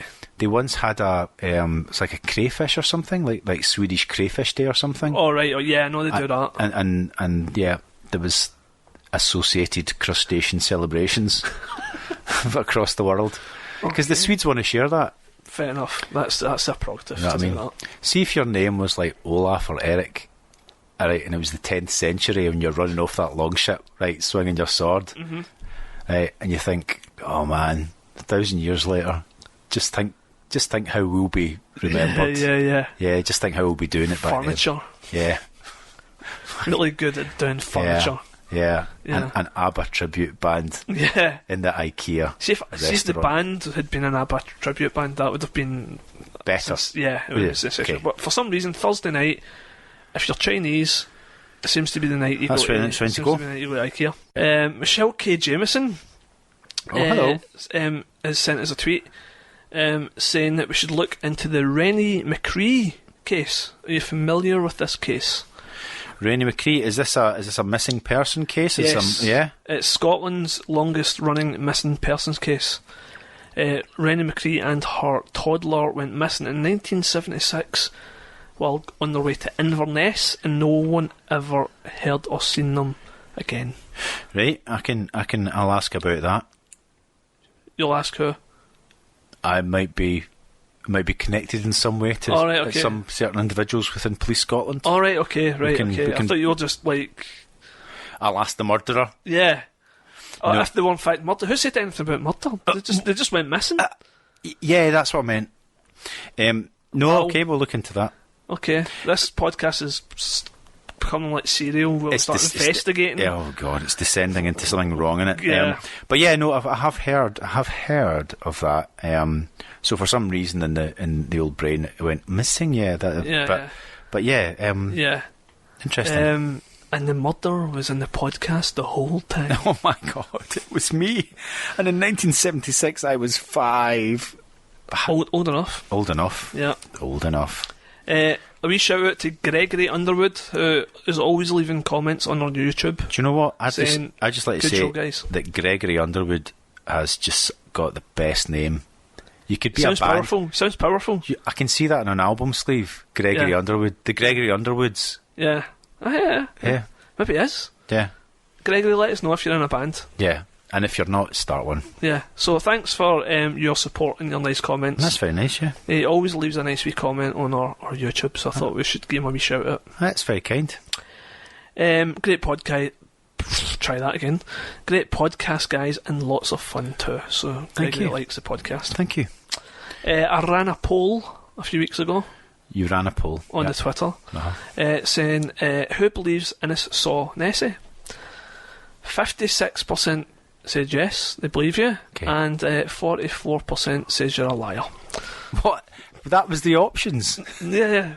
Who believes Innes? Yes or no? Yeah. You could unpack that question, couldn't you? I mean, you could. You could. There's ways of interpreting that question. But okay, that's fine. Do you know what? That's the thing, though, is I myself, I'm somewhat sceptical. But you said that in the podcast, I did, yeah. which is fine. So That's fine. you covered your bases, though. I covered all my see my bases? Yeah. They're covered. Covered. Right, we're going to do something, right? Do you remember, like, many weeks ago, I gave you a brown envelope? Yes, you did. This brown envelope. That's right, you did. So the idea behind this, right, was something happened, right? Ooh. And remember how we were talking about how you were going to force me to go to a psychic? Yes. Yeah. Well, I didn't do that. Right. Right. But I want to know if I went to a scientist, a psychic. Did you see that coming? Right. So something happened. Yeah. I thought, you know what? If I go to a psychic, I'll be interested to know if they know about the thing that happened. Yeah. So I'm going to write it down, put it in an envelope, go see the psychic, and then the idea was that I was going to play the recording, and then you were going to open the envelope to see if it was if it was accurate or true, right? Yeah. But I'm not going to go to a psychic. So do you want to open the envelope and we'll just talk about what happened? Yeah. Right, okay, here you go. That's. I can barely remember what was in this. This is exciting. Do you know what? You've got a little monogrammed wax seal. Yeah. With M on it. It's lovely. Thanks very much. That's very nice. You know. That's how I send all my mail. I can't believe it. Absolutely. That's it. I'm surprised. This might take a while. It's been a while since I've opened a letter. And I really sealed it tight so we knew that there wouldn't be any skullduggery. Skullduggery. And it's a photograph of a man wearing... No, it's not. You so double, triple wrap. This is hilarious. This was a serious science experiment that we never quite followed through on. So, is this a new part of the podcast? Things we never properly followed through on. Do we need a jingle for that? Many episodes. Things we never follow properly through on. Is it handwritten as well? I hand wrote it. Right. So do you want to read it out? On the 13th of March 2019. This is Michael's note. This is what it says. On the 13th of March 2019. The day after my birthday. The day after Michael's birthday. A basketball that sits in my hall rolled from the hallway into the living room without anyone going near it. In doing so, it had to roll over a thick rug. Right, so basically, I was out, I don't know where I was, but my dad was sitting in the living room, right? And I'd been having a clear out recently, right? Right. And I was just getting ready, and I had a basketball, and I used to play basketball occasionally. Okay. But I hadn't played in about 2 years, and this basketball was just in the way. You know, it's like a round ball, and it's just, you can't really fit it anywhere. Pain, right? So I'm like, I'm getting rid of this. So I sat it in the hallway until I figured out what I was going to do with it, because it was like a good Nike one. I didn't want to just chuck it in the bin. Right. So it was sitting in the hallway beside an ottoman where I keep my shoes. Okay. Right? Big shout out to ottomans out there. Yeah. It was tucked in there quite. So my dad's sitting in the living room. Was it tucked in? It was tucked in beside the ottoman, that right? That was an Ottoman joke there. Oh, tucked. Very good. Yeah, very good. In, yeah. So my dad's sitting in the living room reading his paper. Right. Empty house. All the windows are closed. He's by himself. And the basketball slowly rolls into the living room. And he shit himself because he's like, what? He said it was like a horror film. That's just like rolled into the living room. But there's no way it could have just like naturally kind of rolled in, because there's like a rug in my hall, and it would have had to like go onto the rug, roll across the rug, off the rug into the living room. Right. So there's no way that it could have just naturally kind of rolled into the living room on its own. Yeah. It would have had to have been pushed. So we had to read this wee event, and I thought, it'll be interesting if I go to a psychic and they'll say, such and such was here, and it was them that done the thing with the basketball. Right. And I thought that would be like a good test to see. So the idea was if they Someone's said that, been playing with your balls. I could put on and say, right, Your she said this. is disturbed by your balls. yeah, he should get rid of the balls. Yeah. So, yeah. Rolling your balls out in front of your father. It's very disturbing. Very disturbing. It says it's like a horror movie. So what do you think of that? Would you want me to comment on it? If you want. You're the paranormal investigator. Well, I would say, don't worry about it. Well, I'm not worried about it. It's fine. Yeah, I'm not sometimes weird things happen. Yeah. Also, I just thought it was an experiment to see if it was that, and if MD picked up on it, because you know how I'm always bad mouthing psychics. The first thing I would do is get the same ball or any ball and just see, because there might be a slight slope. It's a tenement. Checked, man. I checked for a while, Yeah. and no. It's completely flat. There's no way it could have or should have done it on its own. Okay, well, sometimes weird things The happen. ball's away now. I've got rid of it. Maybe somebody wants to play with your dad. Yeah, could be. Play with me. That's not completely terrifying. Play with me. Yeah. So he was like, what the hell? But he's been surrounded by spooky shit his whole life. Has he? Yeah. Yeah. Yeah. Uh-huh. Do you think that's where you get your interest from? No. Well, kinda. Like, remember when we'd done the episode where we spoke about how we got interested? Yeah. It was always that kind of, I got interested in it when I was 12, I think I was about 11 actually. And then I'd visit an auntie's house or whatever, and said, "What are you up to now, Michael?" And my dad would be like, "Oh, he's into all that UFOs and ghosts and all that. He's into all that. Carry on." You know what I mean? And then my aunt would be like, "Oh, why did you ever tell him about it?" And then that natural progression, that conversation would start happening. Right. And then the adults would take over the conversation, and then I'd just be sitting quietly tuning listening in, to all the fruity stuff. Yeah. And I'm sitting going, "I know I'm the weirdo for being into it," and you are all sitting discussing stuff you have seen. Yeah. Which was my auntie who worked in the Victoria Hospital, who talks about the nurse. She walked by the nurse in the corridor, and then she realised she had no legs. Yeah, and hospitals are very spooky places. Lots of ghost stories associated with the hospitals. Yes. Many. We could do a whole episode on Glasgow's haunted hospitals. Well, maybe somebody was trying to get in touch with your dad. Yeah, I think possibly. But yeah, just like, the stories where, "Oh, I know that house was haunted," or "I remember I seen something," and all that kind of stuff. Like, it doesn't sit and talk about it or anything like that, but these stuff's happened there. Maybe you need to set up a method of communication, and maybe just to speed it up, have maybe 2 balls. Yeah. And the entity could maybe swing the balls. Aye, I could set up a trigger object. Yeah. Anyway, possibility. So there's that. Yeah. Normally we'd do some. See, I've been very busy. I didn't even have the energy to properly follow through and do a wretched double entendre. You know what I mean? Yeah. I reckon we could have done a lot more with that. Balls, a lot of ball jokes. A lot of ball jokes, but it's been a busy week, hasn't it? It has. It's been a busy week. We're going to a paranormal news segment. Really? Yeah, but we don't have any paranormal news because nothing's been happening. I would say it's a ghost town, but it's actually the opposite of a ghost town when it comes to paranormal news in Scotland, because nothing's happened. That's not strictly true. People have been getting in touch with me.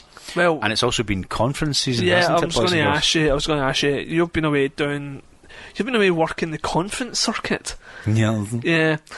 So I was going to. I couldn't attend either because I was busy doing life. And I missed them, and I wanted to be there. But you can tell us a wee bit about what went down. What was going on? Well, first of all, I was Master of Ceremonies for the SPI UFO and Paranormal Conference. That happened in Glasgow University. It was basically the Queen Margaret Union in Glasgow University. And wee fact, it's the only place in Scotland that the band Nirvana ever played a gig. Wow. They banned them? No, they played a gig there. Yeah, I remember. Yeah, okay. Yeah. So yeah. Alright, okay. Yeah, good. Just wanted to drop that in. Yeah. Because people are like, what's he talking about? But I was like, no, that's a venue that Nirvana played. I think my pal was on the Ents convener and he booked them. Brilliant. Yeah, I think it was him. Big shout out to DJ TJ. Okay, so it was good fun, well attended, and boo! This is my run of top of the pots. Oh, right, okay. But in no order actually. But you could do the order that people spoke. Well, I'm going to do the order. You can't remember. I'm going to do the order I remember it, and how about that? So Billy Buchanan.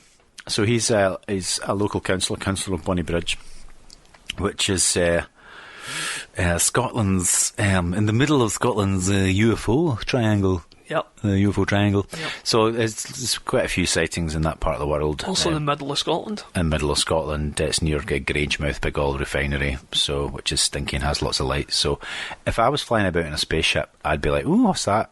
Yeah, and go back. Yeah, slow down, have a look. You know. So Billy was doing a talk. He was very entertaining. Sorry, I just brushed my muff. He was very entertaining. He told a very amusing story about being contacted. In fact, it was X-Files. This somebody handing him a tape in the toilets.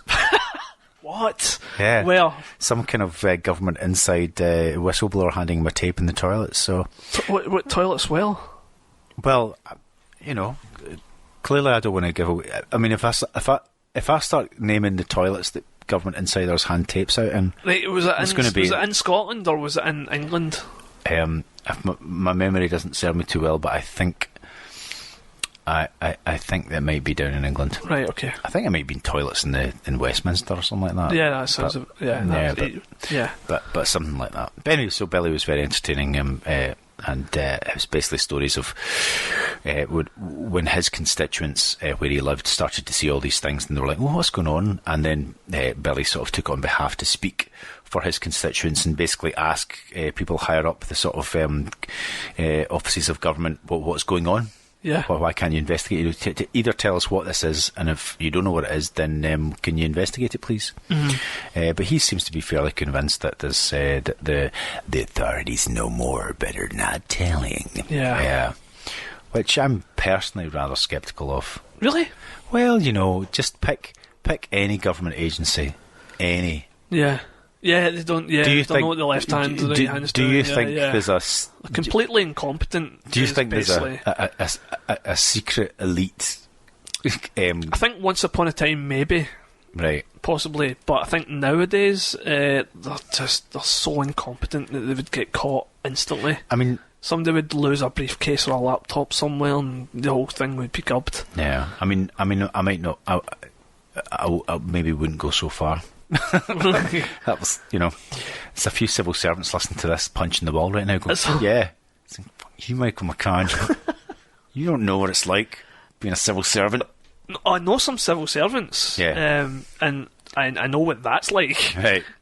But yeah, but I just think the government. I'm talking only about management, by the way. I'm just thinking the government are probably just as confused. They might know more, but they still don't know what it is. You know what I mean? Yeah. I think they're just as confused and what as the rest of us. That's my opinion. Government, yeah. I mean, I think military maybe probably as well. But I think my attitude would be anytime a politician sticks their nose into something, you're like, just go away. You're just complicating the issue. Go away. But that's you talking to Billy Buchanan there. Are you saying that Billy shouldn't stick his nose into things? Well, no, because he's actually chasing the thing. All right. You know what I mean? So what's he wasn't doing it to build his own profile. Define sticking nose in then. Well, you get a lot of politicians who stick their nose into something. They'll find a cause and they'll see it as, this is an opportunity for me to be seen to be doing my job, basically. But Billy kind of got more into it for that whole reason, did he not? Well, he was asking. He basically. He was doing his job basically. Yeah. As like he was supposed to be doing. Yeah. Whereas other politicians will find a cause. Like I believe that what Billy was doing, he was genuine about it. To be fair, that's. I mean, whereas that might be true, that a few careerist politicians might pretend to care about an issue just to further their own career. Yeah. I don't think that's necessarily true of like UFO cover-ups or anything like that, because most politicians that get involved with that will be mocked soundly. So I don't think any career politicians go down that route. I think it's a mark of sort of a measure of the man's character that he's taken on board the concerns of his community, even though it has undoubtedly harmed or affected his public image. So a big shout out to Billy Buchanan. Yeah. Okay. There you go.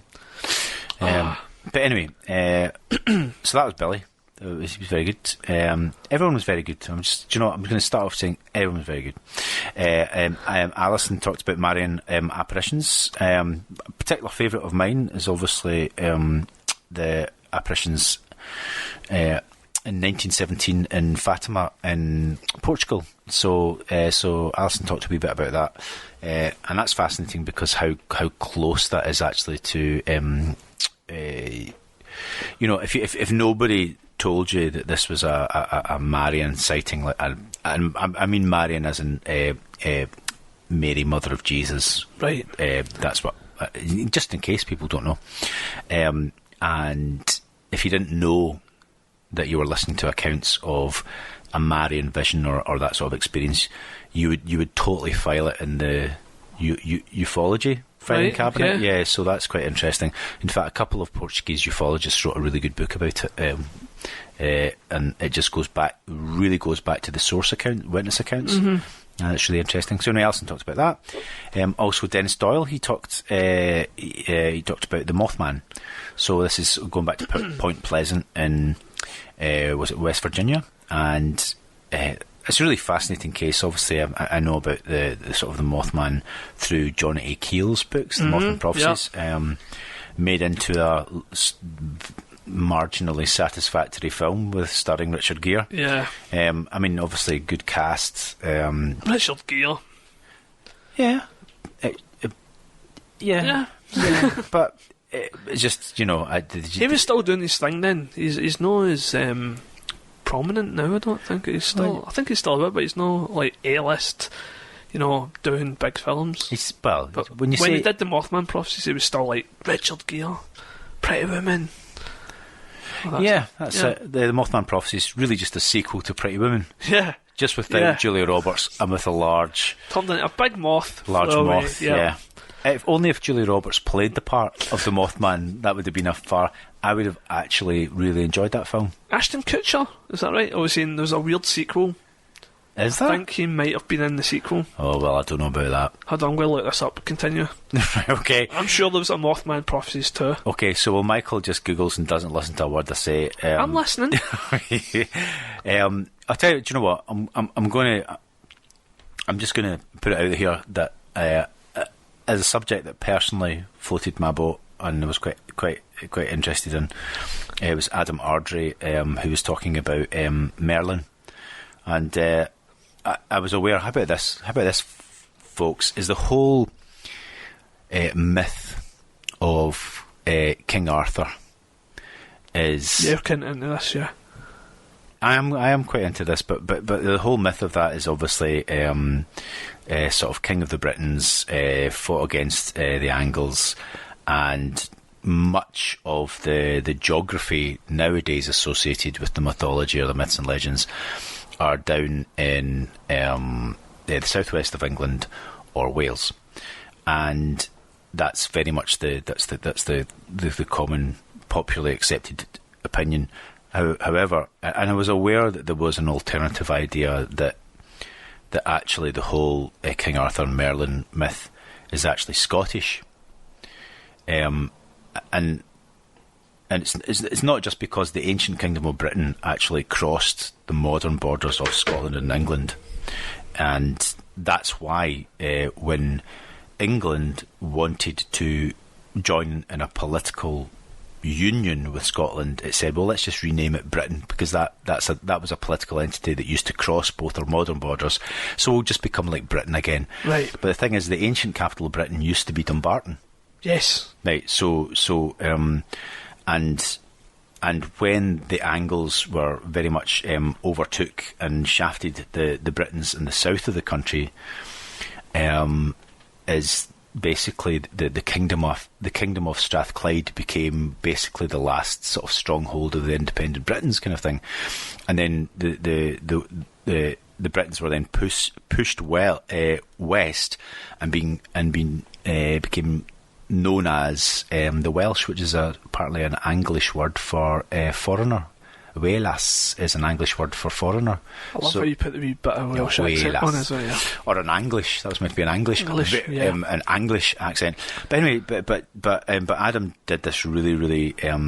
He basically went back all to the historical sources. So written. So he really knew his stuff. He really knew his stuff, and basically, like I'll lay the gauntlet down.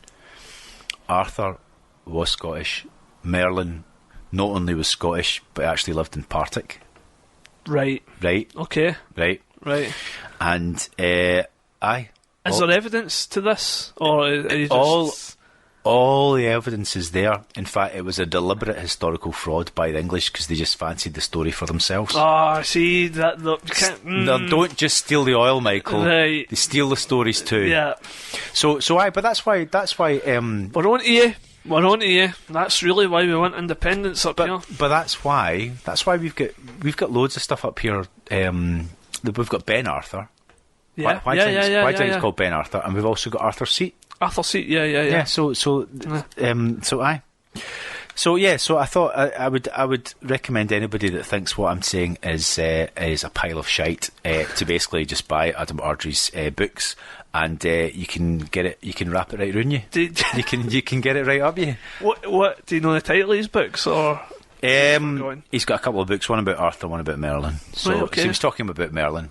Right. But yeah, here's about an interesting fact: is because basically the legend of Arthur was kind of popularised by Thomas Malory, who was writing in Norman French. Right. And the thing is in the ancient. Like chronicles, basically the written history and the oral history. Merlin was always known as Murden. Not Merlin. I've heard this. Not Merlin. Heard this, but I've heard of that. What's Murden. That? Yeah. Murden. And Murden was actually Murden just meant madman. Right.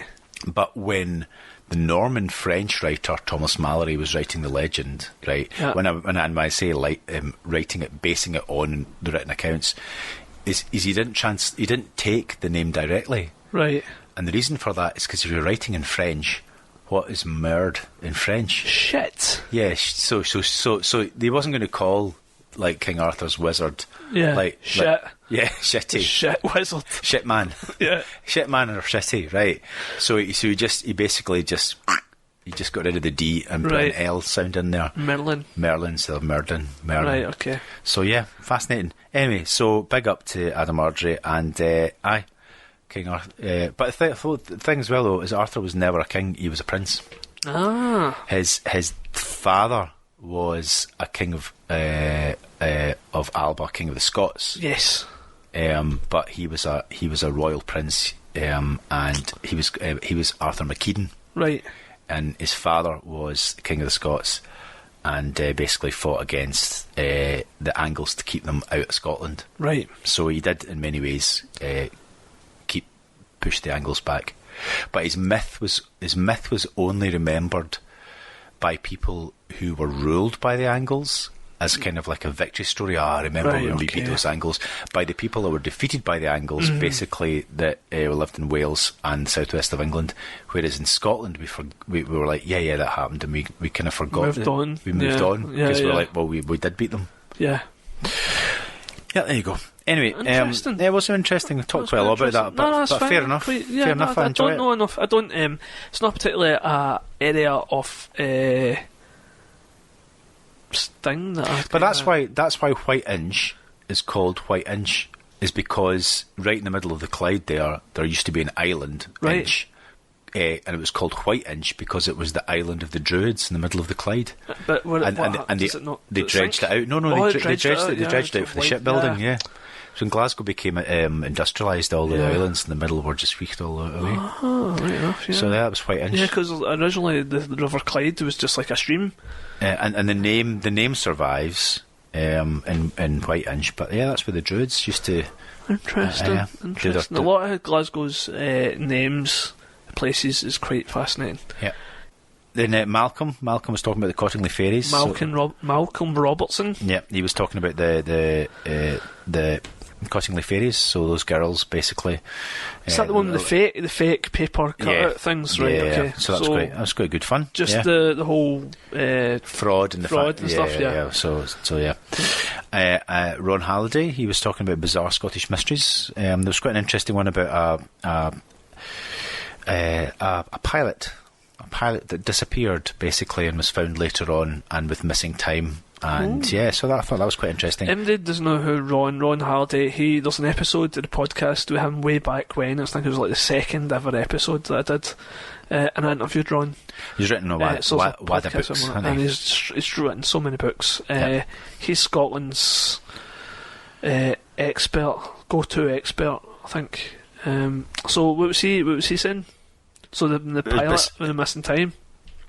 It just stood out as that was a rather interesting little thing. Just because it was just like, well, where was he? Why did the plane crash? What happened? Kind of thing. Right. Okay. Yeah. Because like sometimes when I got Ron on, I wanted stuff like that, and it was just no. No. Give me stuff. Was, no, I'm writing a book. There you go. Well, that's it. Yeah, you can't have it. Yeah. It's his. Right. It's his. And also, it was. Mark Anderson as well, so he did quite a sweet. And this might sound quite patronising, but I only thought it was quite sweet because he went and investigated all these sort of haunted sort of castles and houses, but it was on little family trips. Yeah, so, I know I've met Mark a few times. Yeah, so I thought that was quite nice. So it was good that he's keeping it in the family. Yeah, keeping it in the family. So that was good fun, and he did like something that thinks, well, that's quite obvious, but it's amazing how many people don't do it. Is just speak to the people that work there. Yeah, Speak to the people that actually spend all their time there and they work there, and they'll have the stories. So there's some really, really good satisfactory accounts of people that work in all these sort of historic Scotland and National Trust properties, and it was good fun. Yeah, enjoyed it.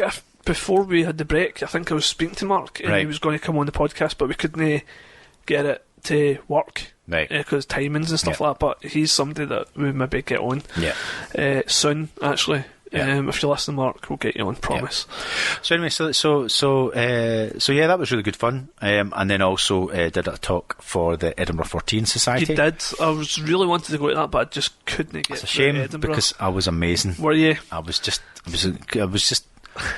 yeah. Humble as well. You're humble. It was.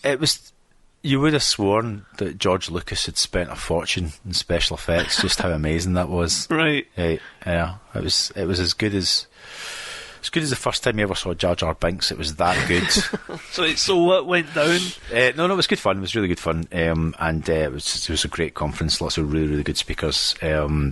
So Richard Friedman, he was a cryptozoologist, and he was talking about cryptid deaths. I thought it was quite good to just basically all the people that had allegedly, supposedly, possibly died, been murdered by weird beasts. Right. So that was good fun. So lots of really odd ones. Sound quite good. Yeah, it was good.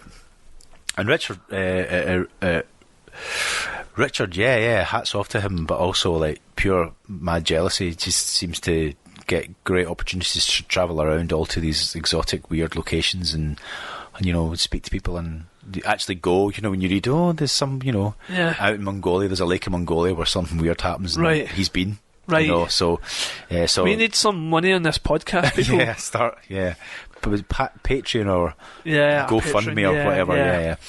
So that was a lot of fun. And Jan Bondesen, he was is delightful Swedish eccentric with like the most, so deadpan. His deadpan was mummified. It was a dry mummified husk of deadpan delivery. Nice. But hilarious. Yeah, really, really funny. And he was talking about talking animals in Germany. Okay. Yeah, but hilarious. Who knew it was such a big thing? Really? Yeah, but it was, absolutely. Tell us a wee bit about that, if you can remember anything. Yeah, it was just it was basically sort of from sort of before the First World War, through the First World War, and right up until the time of the Nazis, they were all about this idea that they were super intelligent sort of dogs, typically dogs and horses, and people developed these methods of communicating with them, by either pointing or barking at a method of the alphabet, and right, okay. So and I think the Nazis even they took lots of kind of weird, they called it borderline science or something like that, but basically they were right up for a bit of weird stuff. Yeah. And Hitler was very much down with the idea of... Oh, I loved it. Yeah. Of course, obviously, the smartest ones would be like German Shepherds, clearly. Obviously. Yeah. With big blue eyes, blue hair. That's it, yeah. So the German dogs would be the... Yeah. These are master dogs. So yeah. It was really entertaining. Bizarre, but man, I really wish I'd been able to get through it for that. Yeah. Alison Rutter, she talked about this really odd kind of sort of Scottish beastie. Sounds remarkably like a haggis, but up in Banffshire, there's basically this kind of weird kind of, what's it called? It's something like a something pig or something, like a graveyard pig or something. Right. But a weird kind of pseudo-stoat that lives in graveyards. Pseudo-stoat. Yeah, in Banffshire, yeah. So that was very interesting. It was good fun. What's it known for? It's just hanging about. It just digs up undiscovered. You just like species of stoat. Yeah, that feasts on the corpses or something like that. It's weird, okay. Yeah, and sometimes vampire stoats. Some weird stuff, But good, it's nice to have some indigenous, just randomly weird Scottish cryptozoology. Yeah, we need to get in on this. Yeah. Well, good luck. You're going to wait a long time till you see one of those. Yeah. This was the Skeptic Society, I believe. Yeah. But who did this? Yeah. This was the Edinburgh 14. Oh, the 14. Yeah, sorry. No, they're very... What did Skeptic come with? Yeah, 14. Yeah, so, and then I had a couple of profs. We had Professor Caroline Watt of the Kessler Parapsychology Unit, and she did a great talk just about all her research and basically the state of play of parapsychology, where it is, and where is it, Innes? Where is... It's doing well. Do you know what? It's basically parapsychology through its own enforced examination of research methodology and how reliable its own evidence is. It's kind of actually accidentally been a total trailblazer for championing proper research methodology across all of the social sciences, because basically everyone went, you're just at it, and then basically parapsychology is when you actually lift the lid off, when you start to peel back the curtain, parapsychology has just went, well, actually, you know what, everybody's at it. No, everybody's at it, and everyone talks about the replication problem within parapsychology, but actually there's all just science. Yeah, especially the social sciences. Yeah, totally. So that was really interesting. I mean, it was just one of those things. It was a wee bit of a shame that Carolyn had some problems with her PowerPoint presentation. There was some technical hitches. Right. I had just a couple of slides that didn't work, but so she had a tough time. But it meant that she just spoke off the cuff, and it was much more. And I thought that was actually it was really good. Basically, I really enjoyed it. So it was much more kind of like a conversation, and she was. So yeah, that was good. So parapsychology, come on, the parapsychologists. What was your talk? I'm just. Sorry. You just go ahead. Right, okay. Just let me get to the end of my list. Right. Okay. Just let me get. And then there's Professor Richard Wiseman. So, Richard Wiseman, a very very popular public figure. He is indeed the Professor of the Public Understanding of Psychology. Yeah, I've got one of his books. Yeah, I've got quite a few of his books. So he's a very good writer. Paranormality? Yeah, that's the one I've got. Yeah. I had to read that for my dissertation. Wow. Good. And but he did a really good talk. The reason I'm looking above is because he gave everyone a little picture. He actually see that photograph. This? Yes, is in fact you'll like this. Being a photographer, is actually a print from an original glass slide. Ooh. Of because that's Houdini.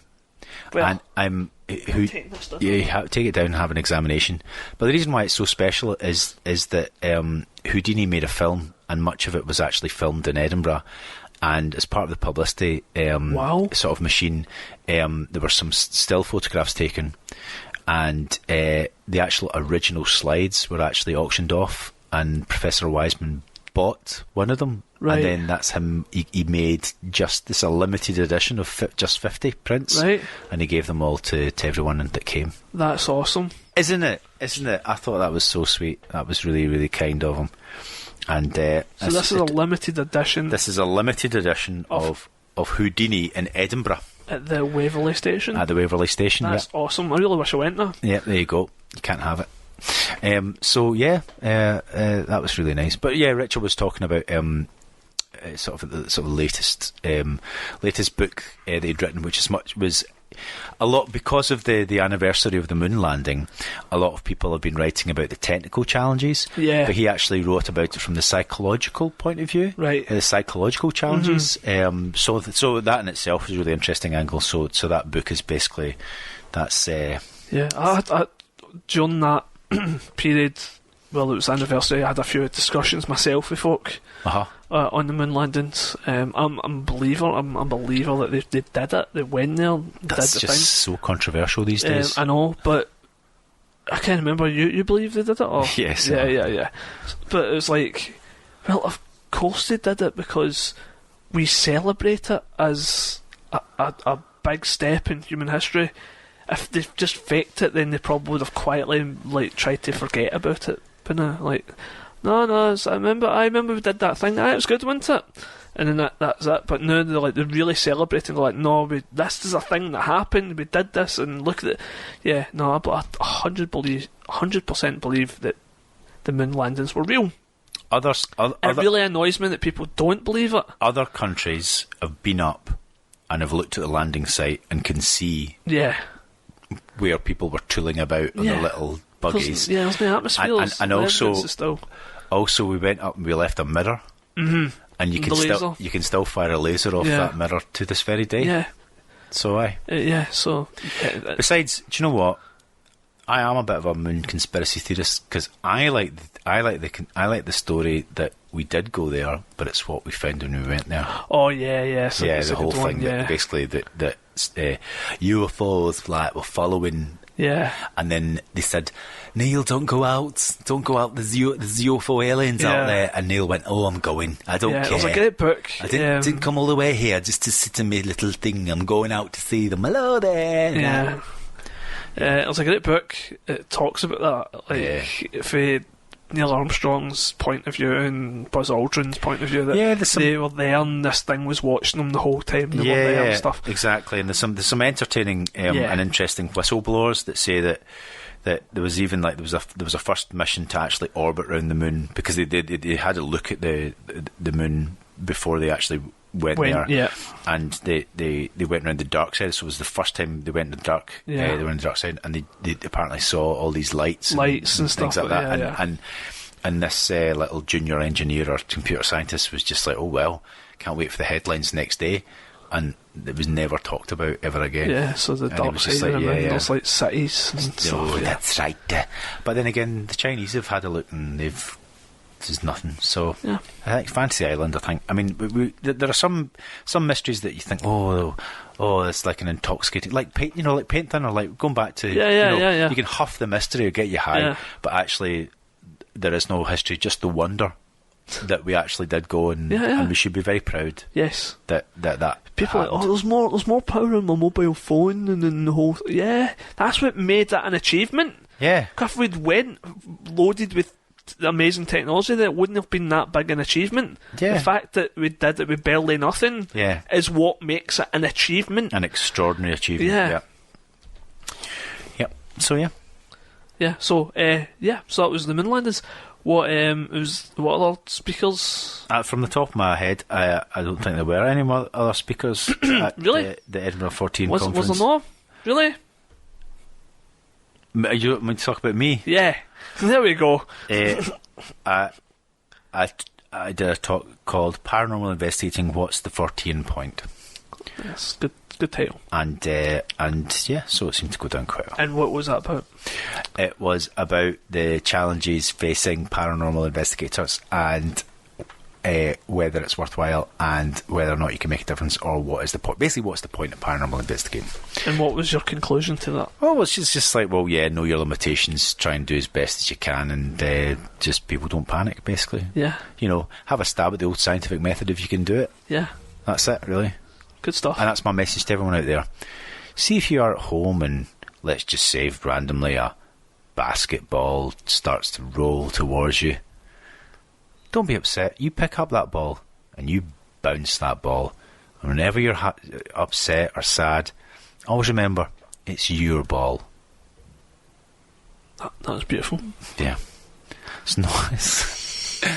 It's not the shadowy demon creatures. It's your ball. It's my ball. It's my ball. And Come and play with us. no. No, thank you. I'm watching telly. Yeah. That's it. Deadliest Catch is on. I'm watching that. Deadliest. Double episode. That's it. Yeah. So that brings us very nicely to the hour. Really? Yeah. We nailed that. Did we? I Yeah. don't feel that we've really talked about anything. This was just a catch-up episode, though. Oh, it was a catch-up? Okay. Yeah. No, I actually did catch up. It was like a review, wasn't it? Yeah. Where have we been? Where have we I was been? in Paris and London. That's quite good, isn't it? Yeah. Nothing paranormal happened there. People Puff the will Pisces. ask. Yeah. People will ask, but what were you doing, Michael? In